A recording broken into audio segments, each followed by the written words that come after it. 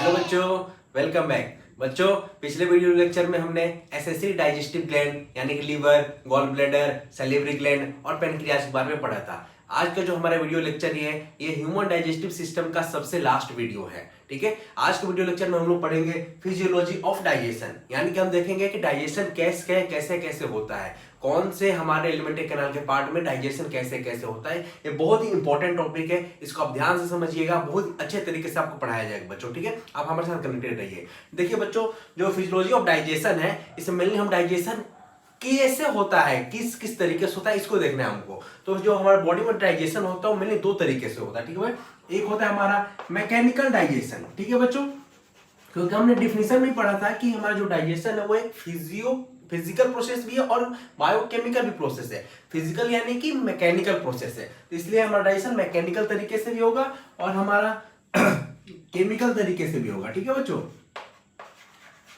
तो डाइजेशन हमारा chemical process, mechanical process और केमिकल प्रोसेस दोनों की तरफ से होगा। जो मैकेनिकल प्रोसेस से होगा वो हमारा एलिमेंट्री कैनाल का पहला पार्ट यानी कि ओरल कैविटी में होगा। ठीक है बच्चों, ओरल कैविटी में हमारा मैकेनिकल डाइजेशन होगा। फिर केमिकल डाइजेशन जो होगा वो हमारा ओरल कैविटी में भी होगा।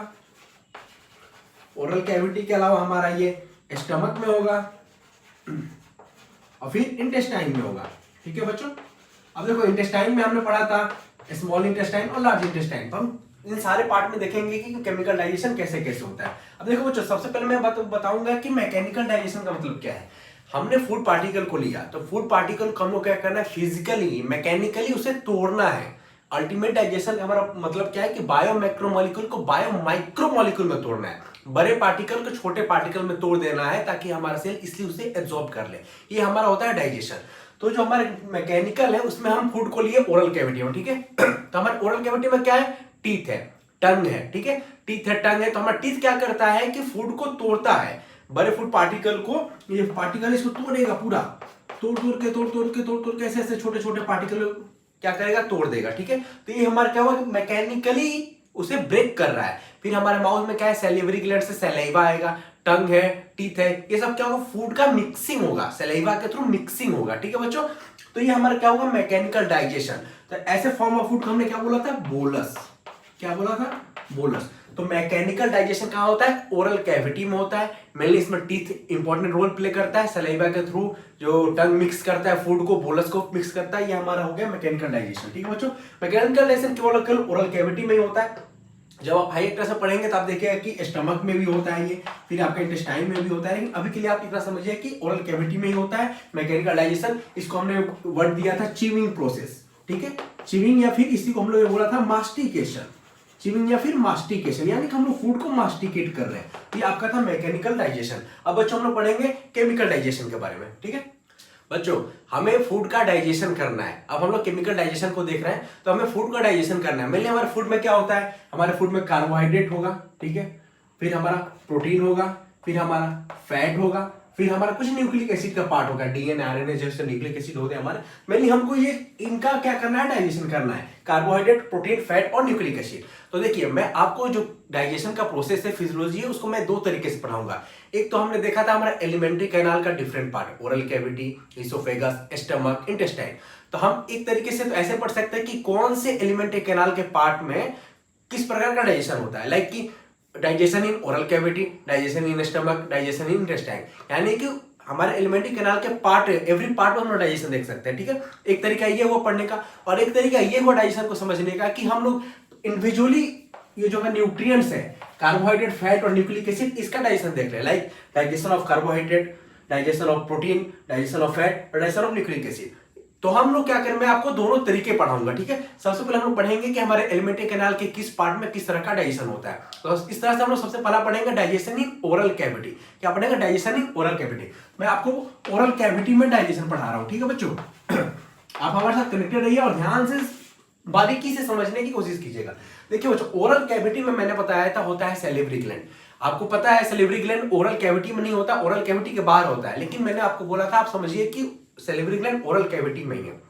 ओरल कैविटी में सैलिवरी ग्लैंड है, तो सैलिवरी ग्लैंड क्या सीक्रेट करता है, सलाइवा। क्या सीक्रेट करता है, सलाइवा। और सलाइवा में मैंने बताया था कि एक एंजाइम होता है टाइलिन या फिर सैलिवरी एमाइलेज।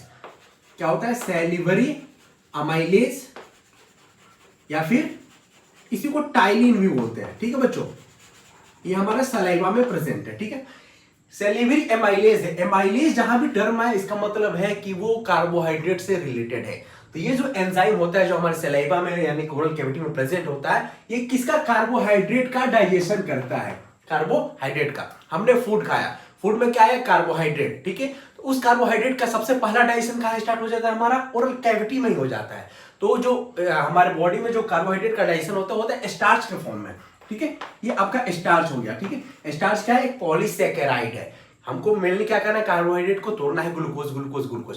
जब बहुत सारे ग्लूकोज आपस में मिल जाते हैं यानी कि मोनोसैकेराइड बहुत सारे मिल जाते हैं तो पॉलीसैकेराइड बनाते हैं। तो ये हमारा क्या है, स्टार्च पॉलीसैकेराइड है। तो ये सेलेवरी एमाइलेज या टाइलिन जो हमारे सलाइवा में इसको तोड़ देता है, तोड़ता है इसको किसमें, माल्टोज में। समझ में आ रहा है बच्चों।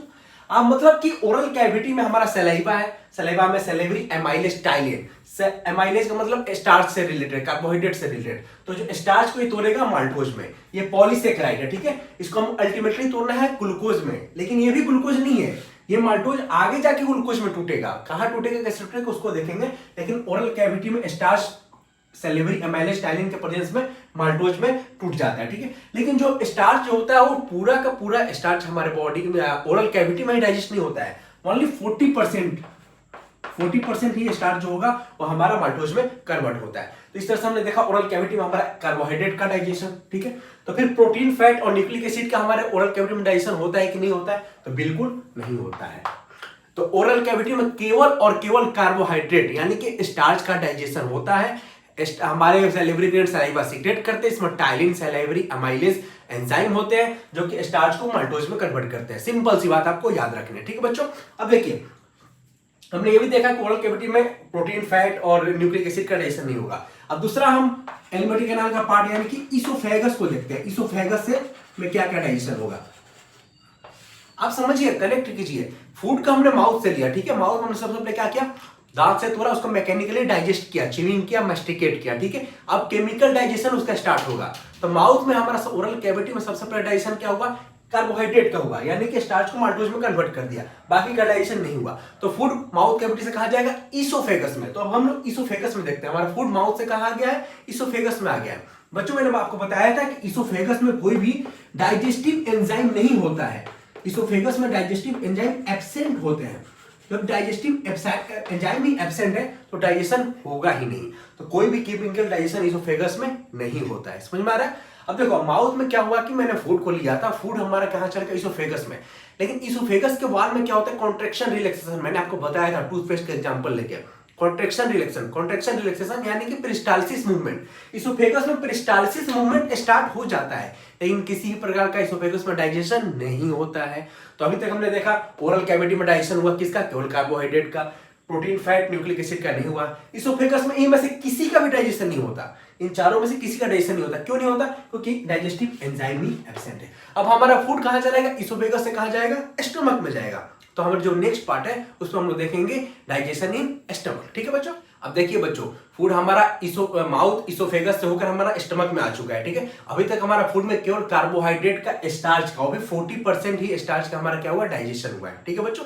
अब हमारा नेक्स्ट पार्ट, इसोफेगस में कोई डाइजेशन नहीं हुआ था, यानी कि अब हम स्टमक में पढ़ेंगे। स्टमक में इन चारों न्यूट्रिएंट्स का कैसे डाइजेशन होता है वो हम लोग देखेंगे। तो अभी हम लोग थर्ड देख रहे हैं, डाइजेशन इन स्टमक, ठीक है बच्चों। मैंने आपको बताया था कि जो स्टमक के वाल होते हैं वहां से एक HCl सीक्रेट होता है, क्या, HCl सीक्रेट होगा, ठीक है। ये HCl क्या करता है, एसिडिक मीडियम बना देता है, ठीक है।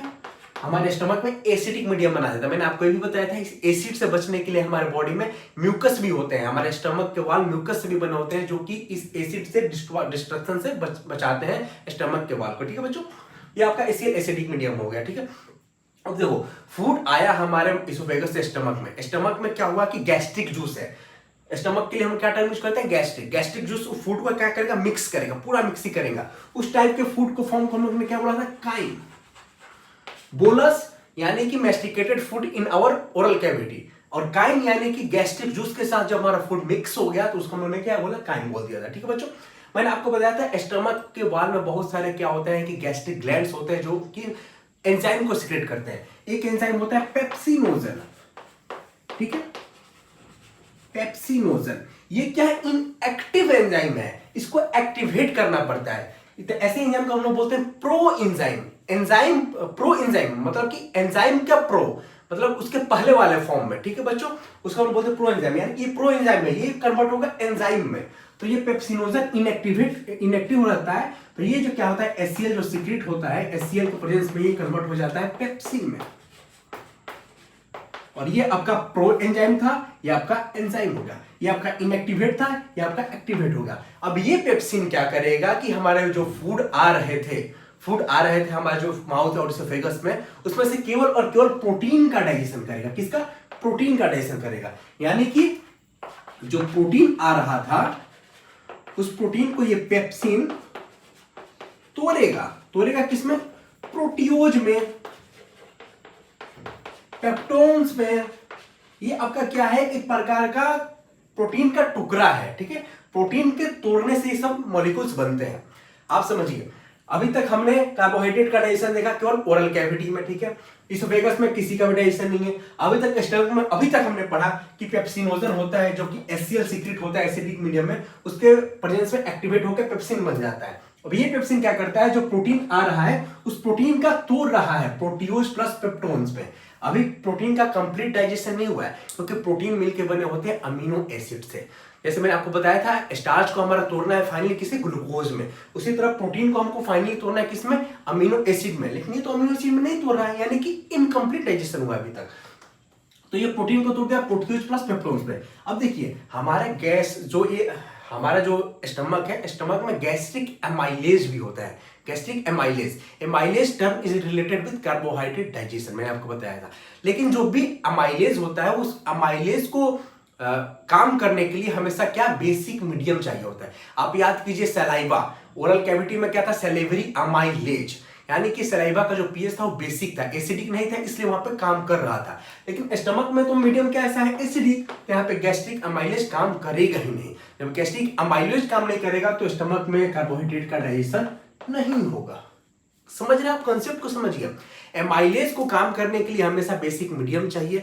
यहाँ पे हमारे ओरल कैविटी में बेसिक मीडियम था क्योंकि सलाइवा था, ठीक है। सलाइवा का पीएच 6.2 होता है, यानी कि बेसिक स्लाइटली बेसिक मीडियम है, इसलिए अमाइलेज वहां पे काम कर जाएगा। लेकिन वही अमाइलेज अगर हमारा गैस्ट्रिक अमाइलेज है तो हमारे पेट में क्या है, स्टमक में क्या है कि एसिडिक मीडियम है, तो एसिडिक मीडियम में तो काम करेगा ही नहीं। एसिडिक मीडियम में काम नहीं करेगा तो फिर कार्बोहाइड्रेट का डाइजेशन होगा ही नहीं।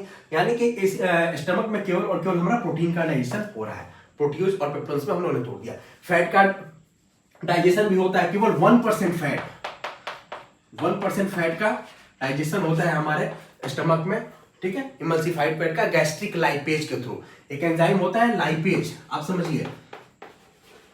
फैट यानी कि लिपिड का डाइजेशन करना है, एज एंजाइम के लिए सफिक्स यूज करते हैं। लिपिड को डाइजेस्ट करना है तो lipase, gastric lipase 1%। Emulsified fat क्या होता है मैंने आपको बताया था जब मैंने आपको लीवर और गॉल ब्लैडर पढ़ाया था। बड़े ड्रॉपलेट फैट का बड़े ड्रॉपलेट्स को छोटे ड्रॉपलेट में तोड़ना, उस प्रोसेस को क्या बोलते हैं? इमल्सिफिकेशन। तो केवल 1% फैट का डाइजेशन होता है लाइपेज में। तो हमने देखा स्टमक में न्यूक्लिक एसिड का भी डाइजेशन नहीं होता है। तो स्टमक में प्रोटीन का डाइजेशन होता है, फैट का होता है, लेकिन कार्बोहाइड्रेट और न्यूक्लिक एसिड का डाइजेशन नहीं होता है, ठीक है। इसी तरह एक पेप्सिनोजन के अलावा एक और प्रो एंजाइम होता है, इसको हम लोग बोलते हैं प्रोरेनिन। ठीक है। ये भी क्या होता है? इनएक्टिव फॉर्म में होता है। ये भी क्या होता है? प्रो एंजाइम होता है। तो इसको एक्टिवेट होना है तो ये भी HCl के प्रेजेंस में एक्टिवेट होकर बनाता है रेनिन। क्या बनाता है? रेनिन। ये बिल्कुल पेप्सिनोजन जैसा है। आप देखिए पेप्सिनोजन भी इनएक्टिवेट फॉर्म में था, ये भी इनएक्टिव फॉर्म में है। इसको भी एक्टिवेट करने के लिए HCl चाहिए था, इसको भी HCl चाहिए था। पेप्सिनोजन पेप्सिन में कन्वर्ट हुआ, प्रोरेनिन रेनिन में कन्वर्ट हुआ। ये जो रेनिन होता है मेनली बच्चों में, चाइल्ड में देखने को मिलता है। क्यों बच्चों? मेनली चाइल्ड में देखने को मिलता है। अब आप देखिए बच्चों, जो छोटे बच्चे होते हैं, छोटे बच्चों को हम लोग क्या पिलाते हैं? दूध पिलाते हैं। उनको खाना नहीं खिला सकते हैं तो उनको दूध देते हैं हम लोग बच्चों। तो हम देखते हैं कि वो लोग दूध पिलाते हैं, लेकिन अगर वो लोग वोमिटिंग करते हैं तो वोमिटिंग में क्या होता है कि वो दही जैसा कट जैसा चीज निकलता है। यानी कि उनके बॉडी में कुछ तो ऐसा चीज है जो उनके दूध को दही में कन्वर्ट कर रहा है। इसलिए आप देखते होंगे छोटे बच्चों को हमेशा खाना खिलाते टाइम या फिर कुछ घुमाते टाइम यहाँ पे एक रुमाल जैसा, हैंकी जैसा लगा के रखते हैं, ताकि अगर वोमिटिंग करे तो दही निकलता है उनके मुंह से, उससे बचा जा सके। इसी को, इस चीज को हम लोग बोलते हैं कडलिंग ऑफ मिल्क। क्या बोलते हैं? Curdling of milk. यानी कि बच्चों को पिलाया दूध, निकला दही। ये कैसे होता है? क्योंकि बच्चों में होता है रेनिन। रेनिन कहां से आता है? प्रोरेनिन से। प्रोरेनिन HCl के प्रेजेंस में कन्वर्ट होकर रेनिन बनाता है, और फिर ये रेनिन क्या करेगा, जो मिल्क है हमारा, बच्चों को जो हम लोग मिल्क देते हैं, तो मिल्क में क्या होता है हमारा कि कैसीन होता है, ठीक है, कैसीन प्रोटीन होता है। ये कैसीन क्या होता है? सॉल्युबल होता है। मिल्क में सॉल्युबल है कैसीन प्रोटीन। तो ये रेनिन क्या करता है? इस मिल्क को पैराकैसीन, इसमें क्या हमारा कैल्शियम हो जाता है, कैल्शियम पैराकैसिनेट इसको बोलते हैं, इनसॉल्युबल फॉर्म में कन्वर्ट कर देता है। ठीक है, अब बताइए, दूध जो है, अगर हम दूध पीते हैं तो दूध हमारे बॉडी में ज्यादा देर तक रहेगा कि दही ज्यादा देर तक रहेगा? दही रहेगा। क्यों? क्योंकि वो गाढ़ा है, वो स्लाइटली इनसॉल्युबल है, दूध ज्यादा सॉल्युबल है। तो दूध में हमारा क्या सॉल्युबल हो गया कैसीन प्रोटीन, उससे रेनिन ने किसे कन्वर्ट कर दिया? पैराकैसिन में। ठीक है, इस प्रोसेस को हम लोग बोलते हैं कडलिंग ऑफ मिल्क। ठीक है, यानी कि बच्चों को यही अगर हम लोग दूध पिलाते हैं तो वो दही बन जाता है। इस प्रोसेस को हम लोग क्या बोलते हैं? Curdling of milk with the help of rennin. ये केवल और केवल बच्चों में होता है। ठीक है बच्चों, अब देखिए, बच्चों को दूध पिलाना है तो दूध ज्यादा देर तक बॉडी में रहेगा या दही रहेगा। इसलिए बच्चों को ये जो कडलिंग ऑफ मिल्क होता है वो डाइजेशन में भी हेल्प करता है, अच्छा डाइजेशन होता है। आप देखते होंगे कि अगर किसी का डाइजेशन खराब होता है तो उसको बोलते हैं कि आप दूध कम खाओ और दही ज्यादा खाओ। क्यों? क्योंकि दही जो होता है उसमें इनसॉल्युबल फॉर्म होता है, क्योंकि उसमें कडलिंग हो चुका है।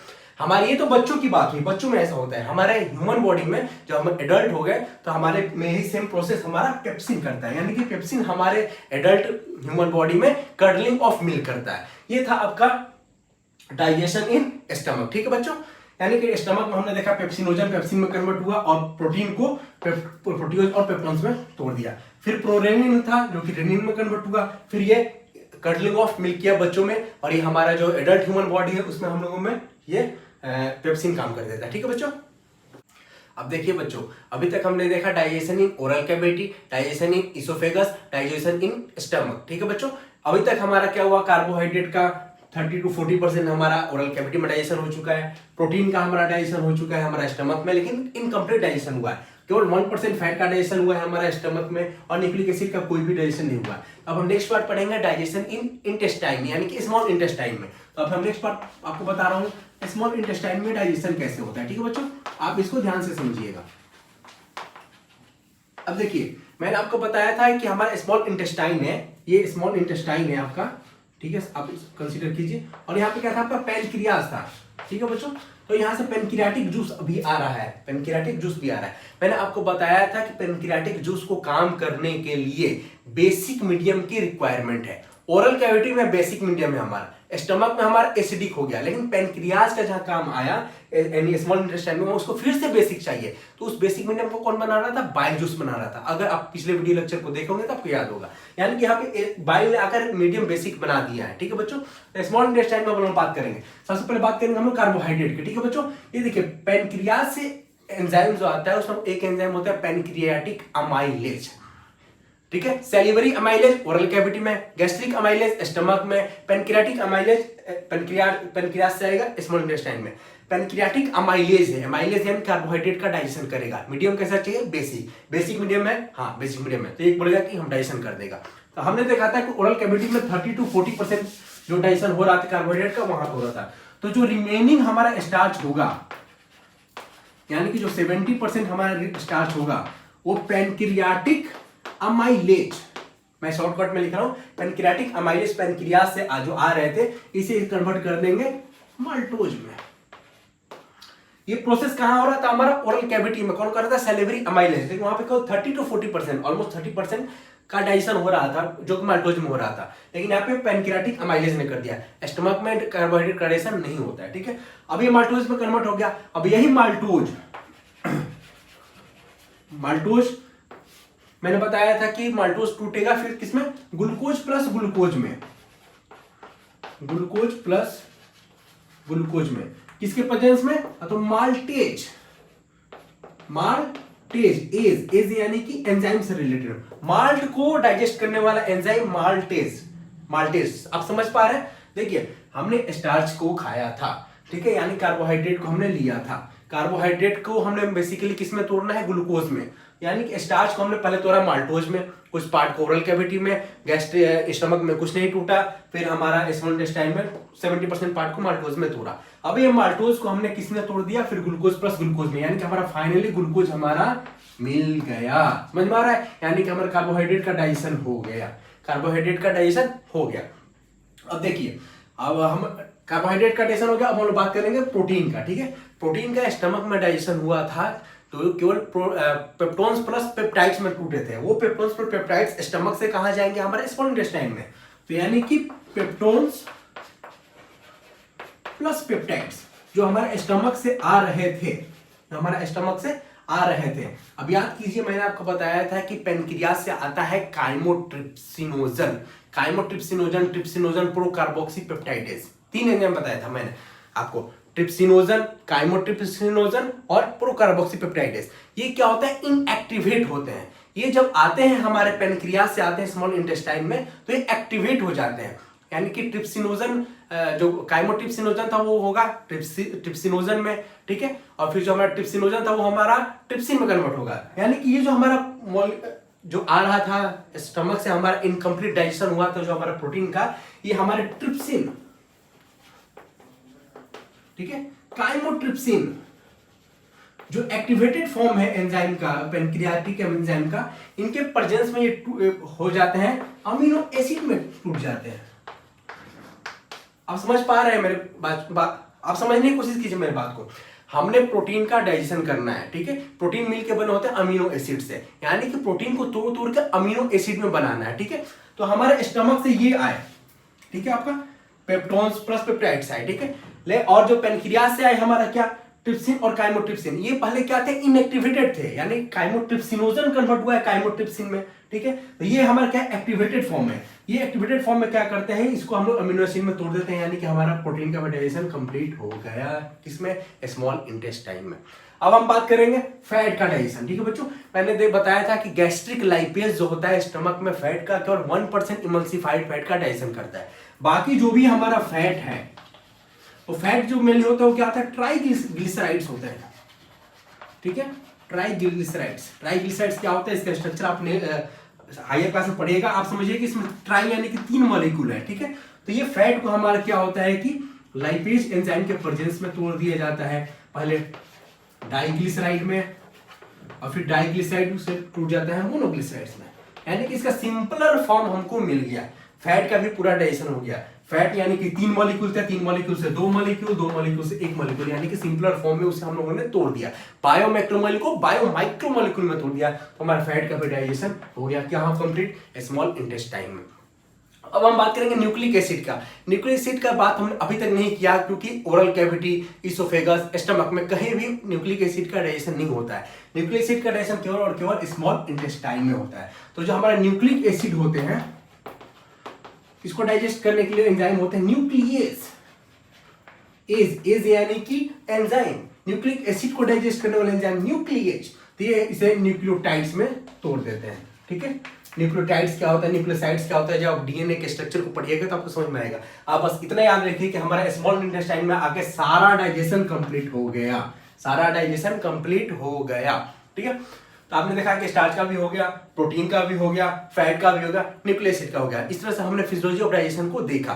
अब देखिए बच्चों, अभी तक हमने स्मॉल इंटेस्टाइन में डाइजेशन को देखा था, अब हम देखेंगे डाइजेशन इन लार्ज इंटेस्टाइन। जो स्मॉल इंटेस्टाइन से जो लार्ज इंटेस्टाइन होता है, मेनली डाइजेशन लार्ज इंटेस्टाइन में नेग्लिजिबल होता है, नहीं होता है। सारा डाइजेशन कहाँ कंप्लीट हो गया, हमारा स्मॉल इंटेस्टाइन में ही कंप्लीट हो गया, ठीक है बच्चों। तो जो वाटर मॉलिक्यूल जो जाते हैं स्मॉल इंटेस्टाइन से आपका जो ऐसे होके जो लार्ज में जाते हैं आपका वाटर मॉलिक्यूल, तो जो वाटर मॉलिक्यूल का कुछ पार्ट कर रही एब्जॉर्प्शन, वापस से एब्जॉर्प्शन हो जाता है हमारे बॉडी में, ठीक है। तो वाटर मॉलिक्यूल का एब्जॉर्प्शन हो जाता है, और फिर जो भी वेस्ट मटेरियल है जो कि अनडाइजेस्टेड फूड है, यानी कि फीकल मटेरियल जो हमारा लेट्रिन है, ठीक है, जो हमारा पॉटी है, वो पॉटी इस लार्ज इंटेस्टाइन में जाके फिर सीधे ये आपको याद होगा रेक्टम और फिर ये एनस एनल कैनाल के थ्रू बाहर निकल जाता है। तो इजेशन का काम हमारा क्या होता है लार्ज इंटेस्टाइन में। डाइजेशन कहाँ कंप्लीट हुआ, स्मॉल इंटेस्टाइन में। लार्ज इंटेस्टाइन में क्या हुआ, हमारा फीकल मैटर जाता है और कुछ पार्ट वाटर का रीअब्जॉर्प्शन हो जाता है, फीकल मैटर को ये रेक्टम और एनस के थ्रू निकाल दिया जाता है। ये देखिए जो वेस्ट फूड मटेरियल को बॉडी से बाहर निकाला जा रहा है, इस प्रोसेस को हम बोलते हैं ईजेशन। क्या बोलते हैं, ईजेशन। ठीक है, ई यानी कि बाहर निकाला। हम लोग फूड को लिए तो वो क्या था, इनजेशन। समझ में आ रहा है आपको बच्चों, इनजेशन यानी कि इन किया, फूड को अंदर लिया, इन किया। इजेशन यानी कि बॉडी से बाहर निकाल दिया, एनल कैनाल से बाहर निकाल दिया। ये हमारा क्या हुआ, रेक्टम, ये आपका एनल कैनाल। अब देखिए इस पोटी को बाहर निकालने के प्रोसेस को हम लोग बोलते हैं डेफिकेशन। क्या बोलते हैं, डेफिकेशन।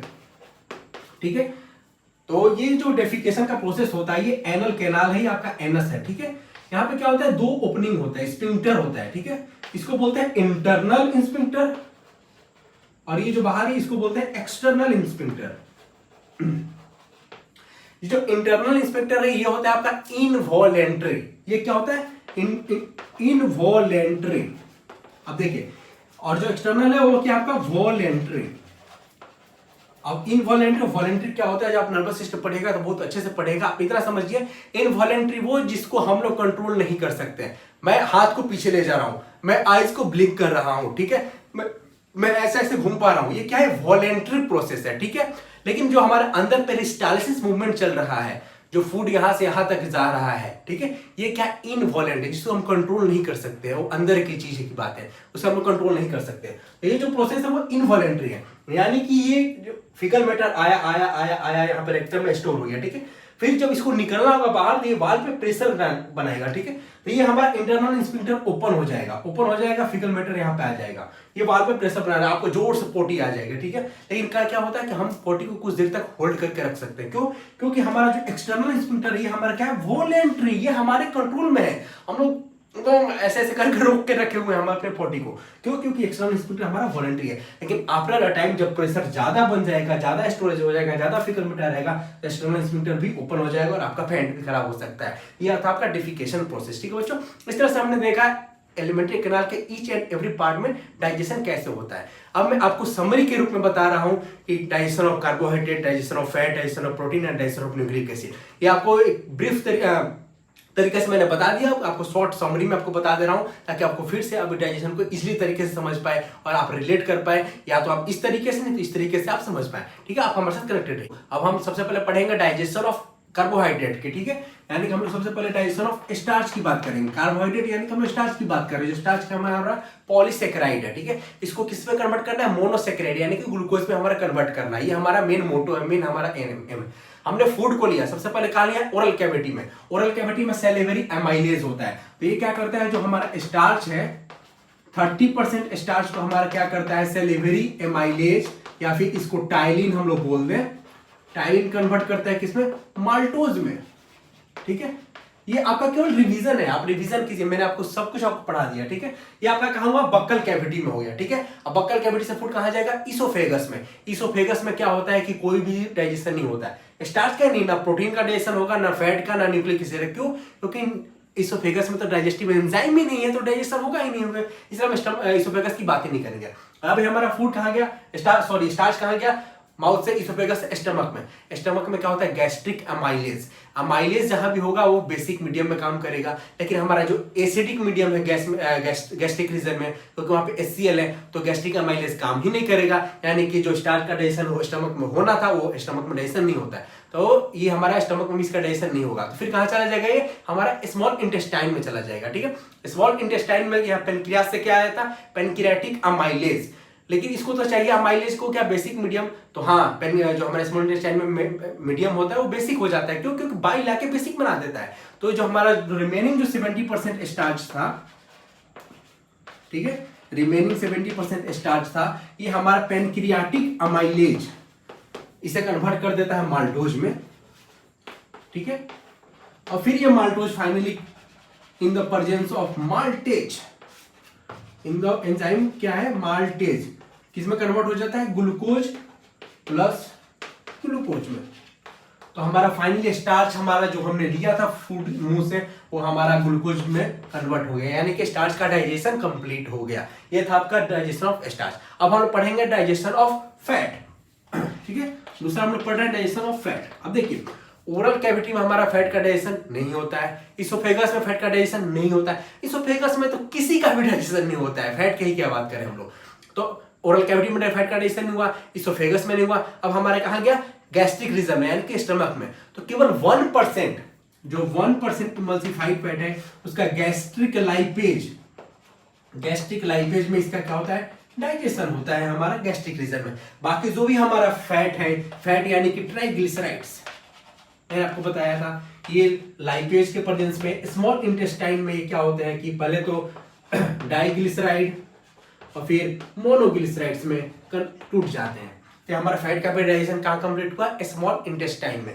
तो स्टार्च का भी हो गया, फैट का हो गया। फैट यानी कि ट्राइग्लिसराइड्स को हमने तोड़ दिया मोनोग्लिसराइड, डाइग्लिसराइड और फिर मोनोग्लिसराइड में with the presence of lipase, lipid को डाइजेस्ट करने वाला एंजाइम लाइपेज के प्रेजेंस में। अब हम पढ़ेंगे डाइजेशन ऑफ प्रोटीन, यानी कि थर्ड जो हमारा न्यूट्रिएंट्स था वो हम लोग प्रोटीन के बारे में पढ़ेंगे। ठीक है बच्चों, अब देखिए हमने बक्कल कैविटी में केवल और केवल बात करी थी स्टार्च के डाइजेशन की, तो बक्कल कैविटी में हमारा प्रोटीन का डाइजेशन नहीं होता है। इसोफेगस में तो किसी का भी डाइजेशन नहीं होता है, प्रोटीन की क्या बात करें, तो प्रोटीन का इसोफेगस में भी डाइजेशन नहीं होता है। नेक्स्ट पार्ट हमारा क्या है, स्टमक में हम लोग देखेंगे। स्टमक में मैंने बताया था आपको HCl होता है, HCl जो होता है पेप्सिनोजन को पेप्सिन में, प्रोरेनिन को रेनिन में कन्वर्ट करेगा। अब ये जो पेप्सिन है ये क्या करेगा, प्रोटीन को तोड़ेगा। पेप्सिन कहेगा आजा प्रोटीन बेटा मैं तुझे तोड़ता हूं, तो प्रोटीन को तोड़ेगा ये प्रोटीओज में, पेप्टोन्स में। ठीक है, ये हमारा क्या हुआ, प्रोटीन टूट गया, लेकिन पूरा टूटा नहीं है। पूरा टूटता तो क्या बोलता, अमीनो एसिड, वो हमारा फाइनल प्रोडक्ट होगा, लेकिन ये क्या हुआ, इनकम्प्लीट टूटा है। ठीक है, तो ये क्या होगा, ये हमारा स्टमक में टूट गया, फिर हमारा जाएगा ये स्मॉल इंटेस्टाइन में, यानी कि ये जो हमारा पेप्टोन्स था, ये जो हमारा पेप्टाइड्स थे, ये सब आपके कहां जाएंगे, स्मॉल इंटेस्टाइन में। और जैसे पेनक्रियाज क्या भेज रहा है, pancreatic juice, pancreatic enzyme. Pancreatic enzyme में आपका क्या है, ट्रिप्सिनोजन जो कि कन्वर्ट होता है ट्रिप्सिन में, काइमोट्रिप्सिनोजन जो कन्वर्ट होता है काइमोट्रिप्सिन में, प्रोकार्बोक्सीपेप्टाइडेज जो कन्वर्ट होता है कार्बोक्सीपेप्टाइडेज में। ये 3 नाम है, लेकिन आप बस इतना याद रखिए कि ये ट्रिप्सिन के प्रेजेंस में या फिर काइमोट्रिप्सिन के प्रेजेंस में, जो कि एक्टिवेटेड फॉर्म में। ठीक है, ट्रिप्सिनोजन एक्टिवेट होकर ट्रिप्सिन बन गया, काइमोट्रिप्सिन एक्टिवेट होकर काइमोट्रिप्सिन में कन्वर्ट हो गया। ये क्या करता है, इसे तोड़ देता अमीनो एसिड में, यानी कि जो हमारा फाइनल जो प्रोटीन हमने फूड से लिया था मुंह से, वो हमारा अमीनो एसिड के रूप में टूट गया, यानी कि हमारा प्रोटीन का भी डाइजेशन कंप्लीट हुआ। समझ में आ रहा है बच्चों। अब नेक्स्ट हम लोग पढ़ेंगे न्यूक्लिक एसिड का डाइजेशन। आपको याद है न्यूक्लिक एसिड का, प्रोटीन का डाइजेशन हो गया। अब नेक्स्ट हम पढ़ेंगे न्यूक्लिक एसिड। न्यूक्लिक एसिड का डाइजेशन हमारे माउथ में नहीं होता है, इसोफेगस में नहीं होता है, स्टमक में नहीं होता है, केवल और केवल स्मॉल इंटेस्टाइन में होता है, क्योंकि जो न्यूक्लिक एसिड होते हैं ये टूट जाते हैं न्यूक्लियोटाइड्स में। ठीक है बच्चों, न्यूक्लियोटाइड्स क्या होता है, कैसे होता है, आपको डीएनए आरएनए में पढ़ाया ही जाएगा। तो हमारा फाइनली न्यूक्लिक एसिड का भी डाइजेशन हो गया with in the presence of nucleus. इसमें जो एंजाइम होता है वो न्यूक्लियस, इस सफिक्स यानी कि एंजाइम। न्यूक्लिक एसिड को डाइजेशन करना है तो न्यूक्लिक एसिड को डाइजेशन करने वाला एंजाइम न्यूक्लियस, तो न्यूक्लिक एसिड का भी डाइजेशन हो गया। यानी कि हमारा जो डाइजेशन करना था बायो मैक्रो मॉलिक्यूल को बायो माइक्रो मॉलिक्यूल में, बड़े सब्सटेंस को छोटे सब्सटेंस में तोड़ना था, वो आज कंप्लीट हुआ। और इस तरह से हमने पूरा डाइजेशन यानी कि ईच एंड एवरी पार्ट को बहुत बेहतर तरीके से कंप्लीट कवर करने की कोशिश की है। आई होप आपको ये पूरा जो चैप्टर है डाइजेस्टिव सिस्टम बहुत ही बेहतरीन तरीके से समझ में आया होगा। 11th क्लास में आपके अंदर क्लास के अंदर ह्यूमन डाइजेशन एंड अब्जॉर्प्शन नाम का टॉपिक है। आपको इससे अगर आप इस वीडियो को देख लेंगे, पूरे सेक्शन डाइजेस्टिव सिस्टम को देख लेंगे, तो आपको बहुत इजीली तरीके से समझ में आएगा। आई होप आप हमारे साथ कनेक्टेड रहिएगा। इस टॉपिक से रिलेटेड कोई भी अगर आपको डाउट है तो कमेंट सेक्शन में बताइए, उस डाउट को दूर करने की कोशिश कीजिएगा। जल्द ही मिलते हैं नेक्स्ट वीडियो लेक्चर के साथ में। तब तक आप हंसते रहिएगा, मुस्कुराते रहिएगा और आसपास सफाई बनाकर रखिएगा। थैंक यू सो मच बच्चों।